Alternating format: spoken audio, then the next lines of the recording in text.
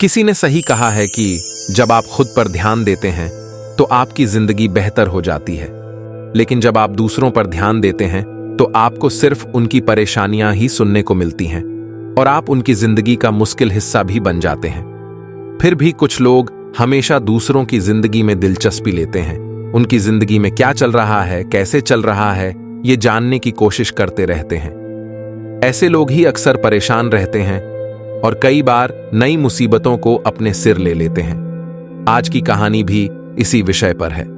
यह कहानी बहुत खास है, इसलिए इसे अंत तक जरूर सुनिए क्योंकि यह आपकी जिंदगी बदलने वाली है। नमस्कार दोस्तों, द इंस्पायर्ड यूट्यूब चैनल में आपका दिल से स्वागत है।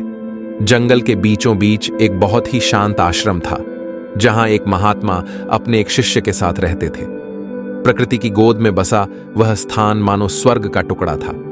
चारों ओर पेड़ पौधों की हरियाली, नदियों की मीठी धारा और चिड़ियों की चहचहाहट से आश्रम में हमेशा शांति और सुकून का माहौल रहता था। लेकिन इस सुकून भरे वातावरण के बीच गुरुदेव के शिष्य की एक आदत थी जो गुरुदेव को अक्सर परेशान करती थी। उनके शिष्य का नाम माधव था। माधव में एक ऐसी आदत थी जिसे कई बार गुरुदेव ने सुधारने की कोशिश की थी, पर वह अपनी आदत से बाज नहीं आता था। माधव हमेशा दूसरों के जीवन में दखल देता था।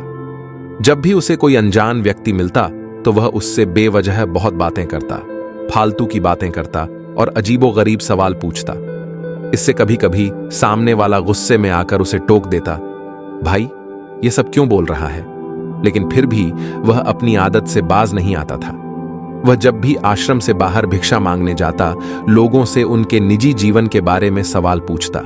वह जानना चाहता था कि किसकी जिंदगी में क्या चल रहा है, कौन किससे क्या कह रहा है और कौन किस दिशा में जा रहा है। उसे हमेशा दूसरों के बारे में बातें करने की आदत थी, जबकि गुरुदेव उसे बार बार समझाते थे कि ध्यान केवल अपने कर्मों पर लगाओ, दूसरों के जीवन में हस्तक्षेप करना ठीक नहीं है। एक दिन गुरुदेव ने माधव से कहा, माधव, तुम अपनी ऊर्जा दूसरों के जीवन में झांकने में क्यों लगाते हो?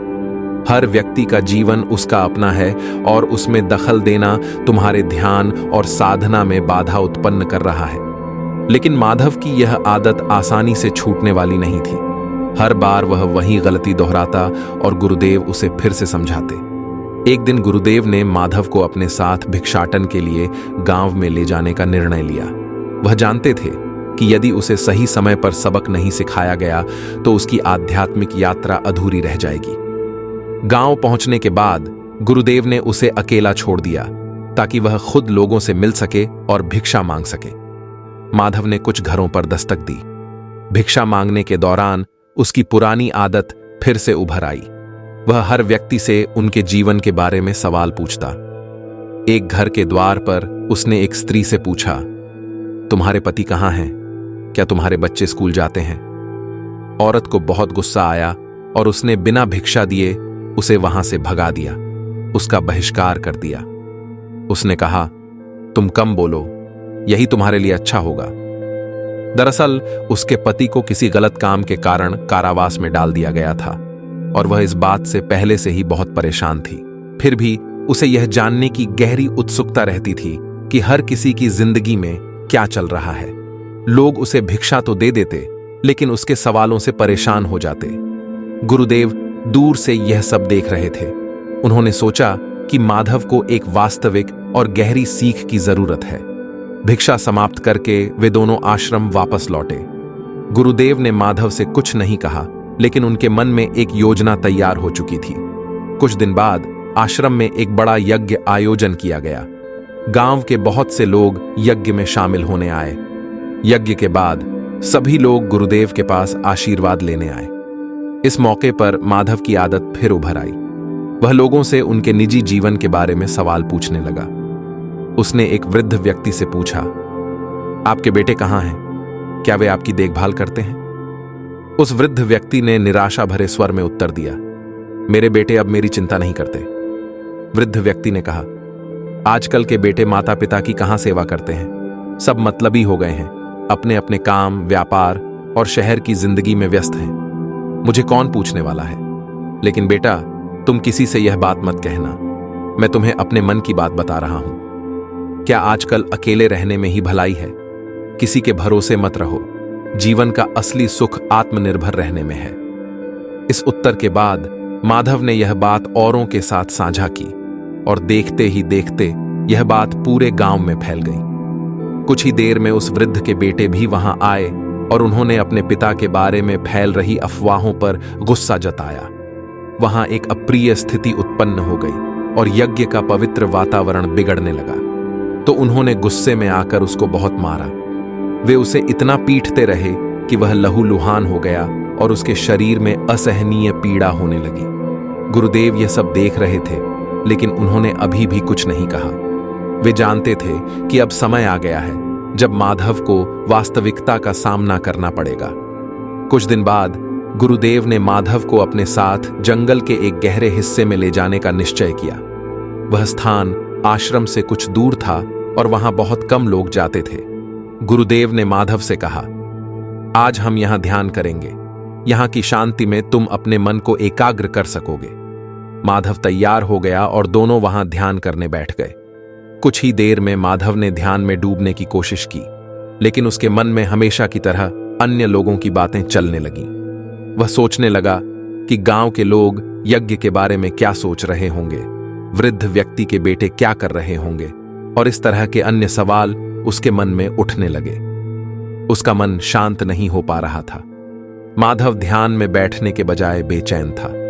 उसने अपनी बेचैनी गुरुदेव से साझा करते हुए कहा, गुरुदेव, आज मेरा लड्डू खाने का बहुत मन कर रहा है। क्या मैं भिक्षा में लड्डू मांगने किसी दुकान पर जा सकता हूं?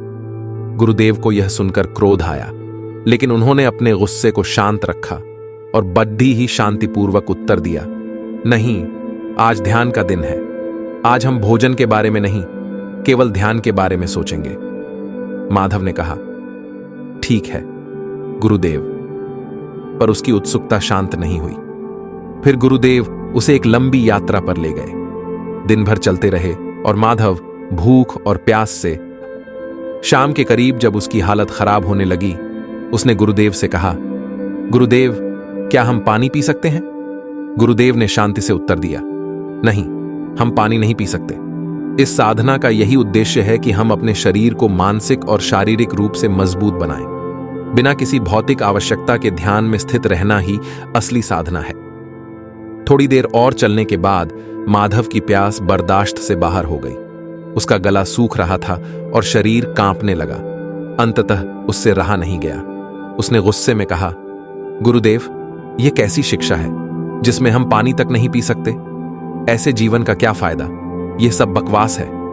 गुरुदेव ने शांत स्वर में कहा, थोड़ा और इंतजार करो, हम जल्द ही पानी पी सकेंगे। लेकिन माधव अब और इंतजार नहीं कर सका। उसने जिद करते हुए कहा, नहीं गुरुदेव, मुझे अभी पानी चाहिए, मैं और इंतजार नहीं कर सकता। गुरुदेव ने तब कहा, ठीक है, यहां से कुछ दूरी पर एक गांव है जहां एक कुआं है, तुम वहां जाकर पानी पीने की अनुमति मांग सकते हो। माधव तुरंत गांव की ओर भागा। वहां पहुंचकर उसने गांव वालों से पानी मांगने की कोशिश की, लेकिन लोगों ने उसे देखते ही किनारा कर लिया। वे जानते थे कि माधव बहुत सवाल पूछता है और लोगों को परेशान करता है, इसलिए सभी उससे बचने लगे। माधव ने पुकारा, सुनो, मेरी बात तो सुनो, मुझे पानी चाहिए। लेकिन कोई उसकी बात सुनने को तैयार नहीं था। गांव वालों को डर था कि वह पानी के बहाने फिर से फालतू सवाल करेगा और उन्हें परेशान करेगा।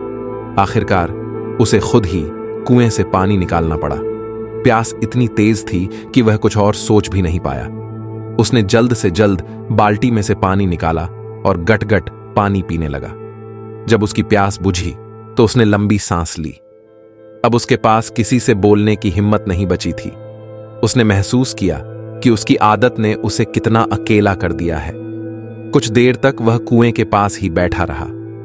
फिर हिम्मत जुटाकर गुरुदेव के पास लौट आया और बड़ी विनम्रता से माफी मांगते हुए बोला, गुरुदेव, मुझे क्षमा करें, मुझसे बहुत बड़ी भूल हो गई। मुझे अब समझ में आ गया है कि जीवन में सिर्फ वही बोलना चाहिए जो आवश्यक हो। बिना वजह दूसरों की जिंदगी में दखल देना बेकार है। इससे हम सिर्फ अपनी इज्जत खोते हैं। गुरुदेव ने शांत स्वर में उत्तर दिया, माधव, यह बात सही है, यदि तुम उन्हें फूल भी देने जाते तो वे उसे भी नहीं लेते, क्योंकि उन्हें तुम्हारे किसी भी काम में दिलचस्पी नहीं है। जब तुम किसी को बार बार परेशान करते हो तो लोग तुमसे बचने की कोशिश करते हैं। अब समय है कि तुम खुद पर ध्यान दो, अपनी आदतों को सुधारो और अपने किरदार को गंभीर बनाओ। तभी लोग तुम्हारी बातें सुनेंगे और तभी तुम्हारी अहमियत होगी। गुरुदेव ने आगे कहा, शब्दों में बहुत ताकत होती है। अगर तुम उन्हें व्यर्थ में बर्बाद करोगे तो जीवन भी व्यर्थ हो जाएगा। इसीलिए शब्दों की ताकत को समझो। शांत रहो, खुद पर ध्यान दो और दूसरों की जिंदगी में बेवजह दखल देने से बचो। यह जीवन तुम्हारा है और इसे बेहतर बनाना तुम्हारी जिम्मेदारी है। अगर तुम दूसरों पर ध्यान दोगे तो कुछ हासिल नहीं होगा, लेकिन अगर तुम खुद पर ध्यान दोगे तो कामयाबी तुम्हारे कदम चूमेगी। माधव ने सिर झुकाकर गुरुदेव के चरणों में प्रणाम किया और उनके मार्गदर्शन को अपने जीवन का आधार बना लिया। माधव ने पहली बार गहराई से सोचा।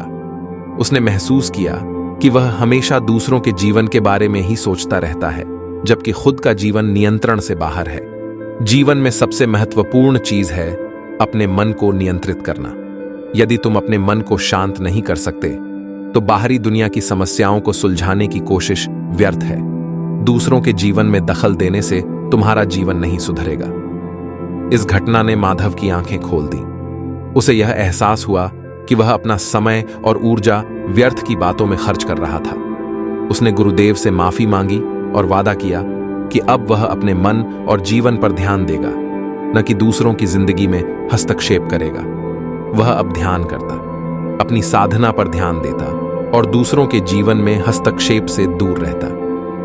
धीरे धीरे वह अपने भीतर की शांति प्राप्त करने लगा और उसकी आध्यात्मिक यात्रा सच्ची दिशा में बढ़ने लगी। बाकी अगर ये कहानी आपको अच्छी लगी हो तो इस वीडियो को लाइक करें और ऐसी और कहानी सुनने के लिए डे इंस्पायर्ड यूट्यूब चैनल को सब्सक्राइब करें। तब तक मिलते हैं हम आपसे ऐसी ही एक और प्रेरणादायक कहानी के साथ अगले दिन। धन्यवाद।